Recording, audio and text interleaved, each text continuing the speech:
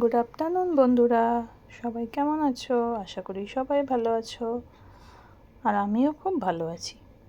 রোজের মতো আমার জীবন সকাল থেকে উঠে, সেই 5:30 থেকে উঠে, 5:30টারও আগে উঠে আমার সেই শুরু হয় ছেলে মেয়েকে নিয়ে আসা, তার মাঝখানে বরের রান্না, তারপর আবার বরের রান্না হয়ে গেলে আবার ছেলেকে আনতে যাওয়া, ছেলেকে এনে আবার তাকে খাইয়ে দাইয়ে আবার মেয়েকে আনতে যাওয়া।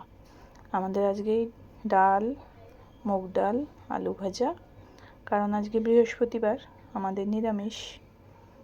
আর এদিকে আমি করে নিয়েছি টমেটো দিয়ে ডাল আর আলু ভাজা, আর ওইদিকে আমি করে নিয়েছি কুমড়ো শাক। কুমড়ো শাকটা দেখালাম তোমাদের।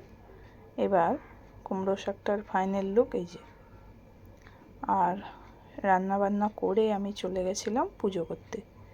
এই যে দেখো আমার পুজো করাটা কেমন হয়েছে বলো তো।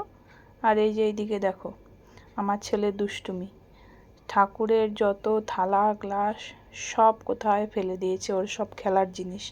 এখন সব শেষে 4টের মধ্যে একটা বেঁচে আছে।